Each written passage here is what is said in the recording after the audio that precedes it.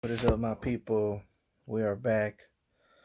And, you know, what is a zero, guys? What does it represent? What does a zero represent?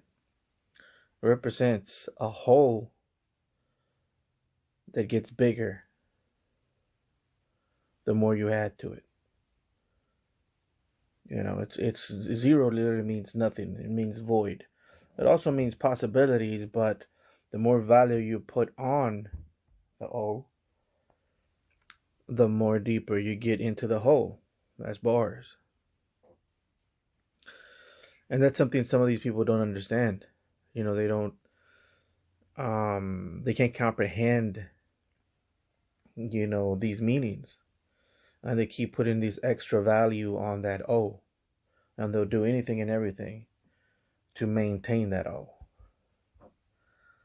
When really there's value in a loss more than not receiving one. You could learn from, look what happened to Canelo. He became better after that loss. Or at least according to popular belief.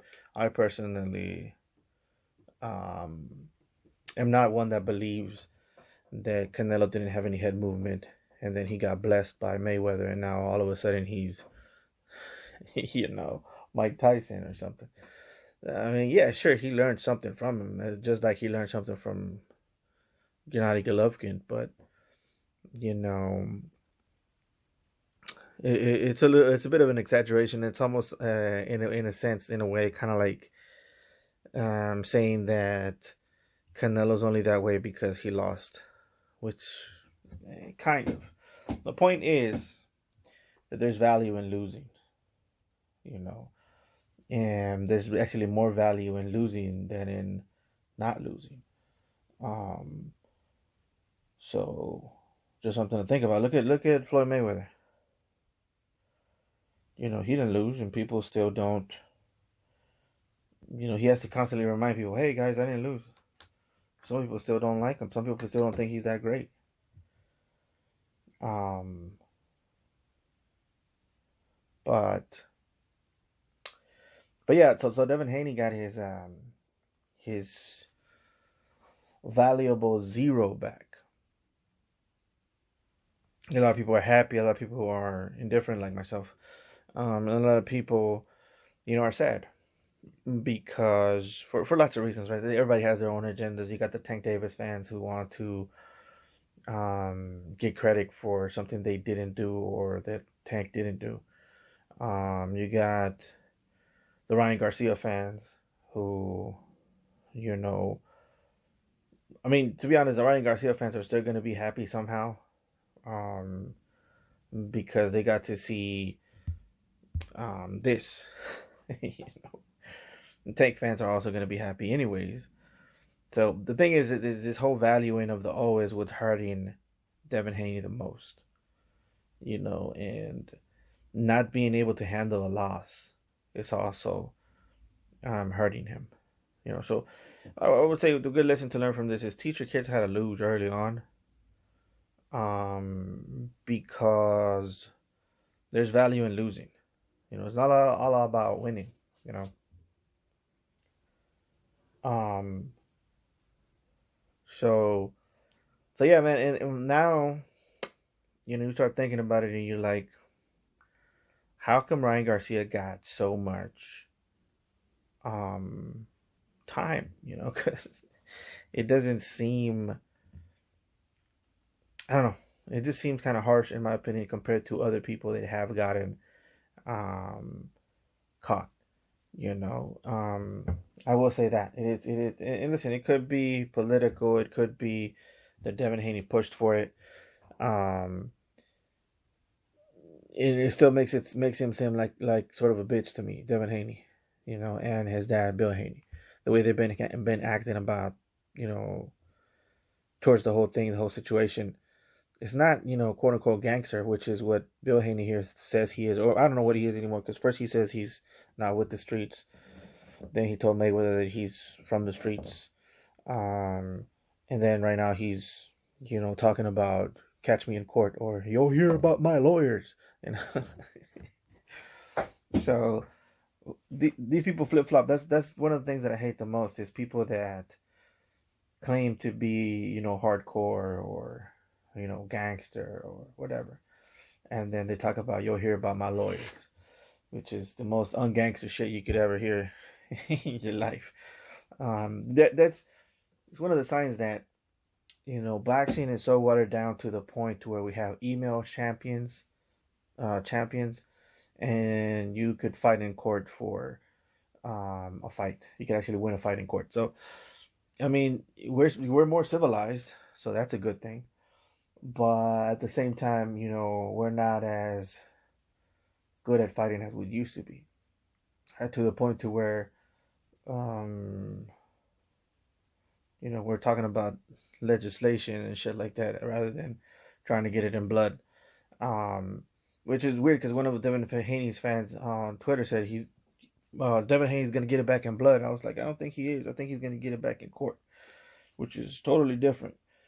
Um, but listen, man, if this is what you guys wanted, it's like, I don't know if the Bible says it, but the people get a keen to their own heart, and this is what you get, guys. Um, but this is why the sport is dying, and it's going to continue to die here in the U.S. I predict that what happened to Devin Haney is going to happen to a lot of boxers that Americans idolize.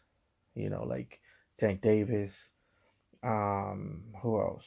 Teofimo, Benavides, even Boots.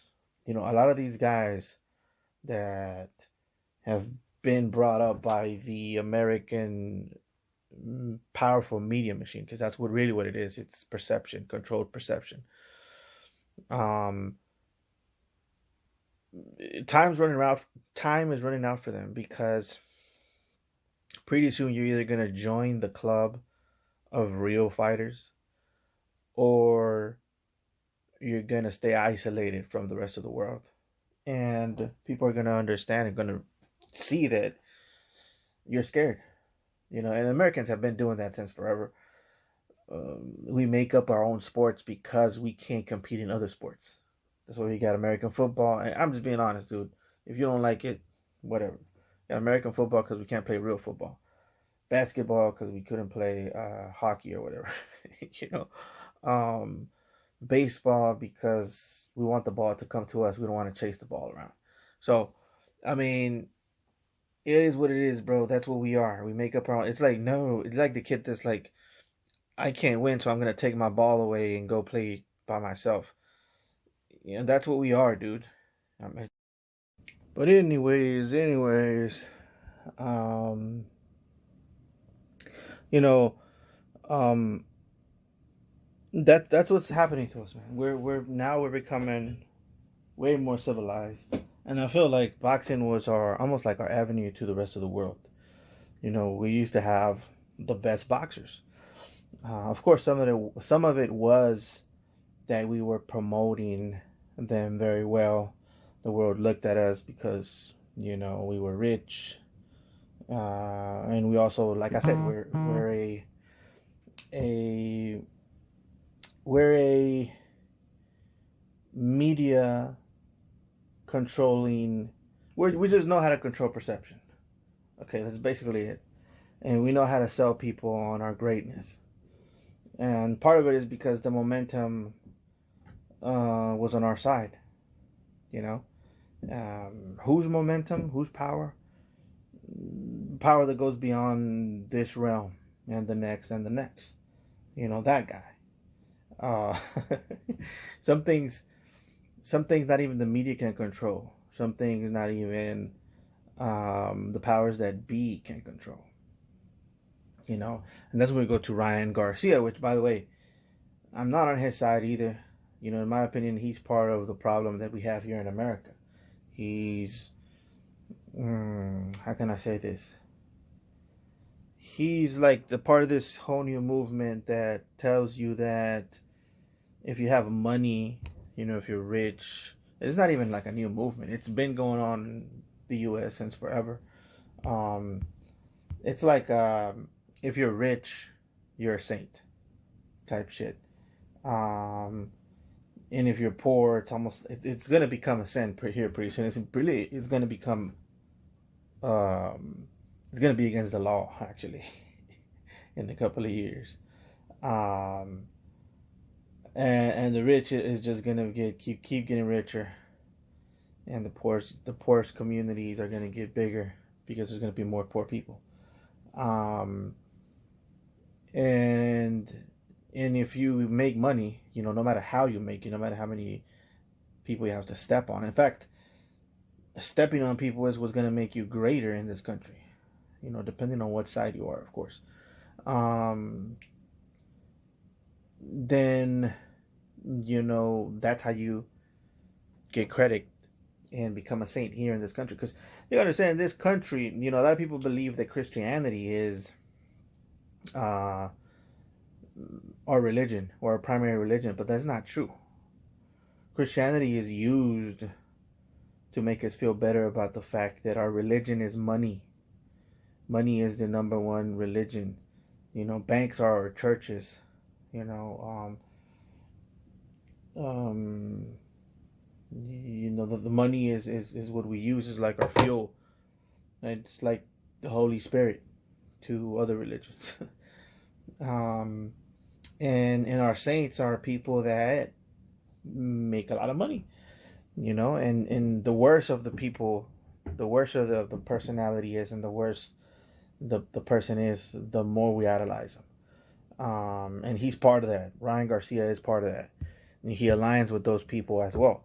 Now, when it comes to Devin and Bill Haney, they're no different. You know,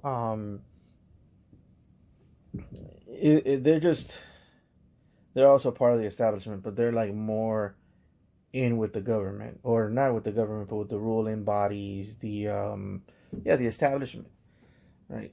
Ryan Garcia and those that are like him, they're being used by a higher power, but there doesn't necessarily mean that, from my point of view, anyways, it doesn't necessarily mean that they're good guys.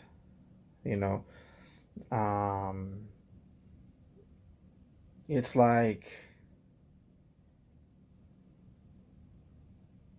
we're not supposed to be taking sides, guys. From my point of view, we're not supposed to be taking sides. If you're following the path that I'm following, then you look and you observe, and you know that no man is without fault.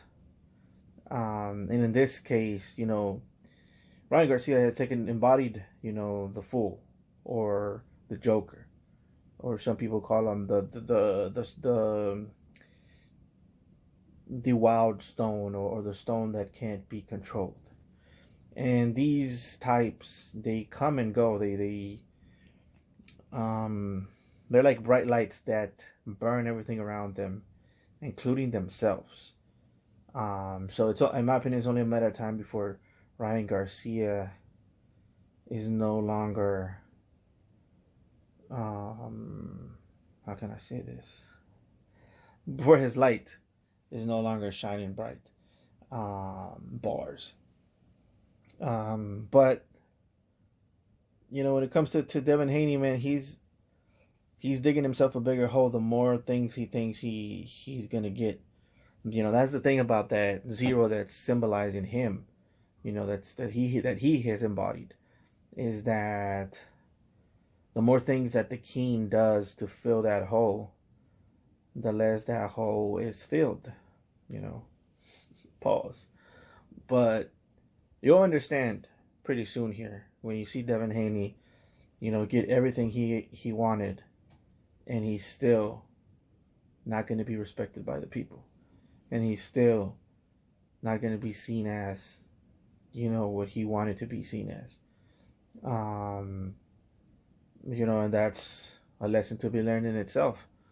And the reason that I say, Devin is part of the establishment is because the people that are behind him, reek of things that are bigger than boxing. Things that It just, I know how the government works, and I've seen it before. There's these certain people that get away with murder, get away with crimes, and the reason they get away with it is because they're using them to attack other people. It's like you have a big farm, right? And there's this snake, and you're about to kill it, and your dad says, "Don't kill that snake. That snake's gonna kill the rats, right? So leave that one. Kill some of them, but don't kill that one.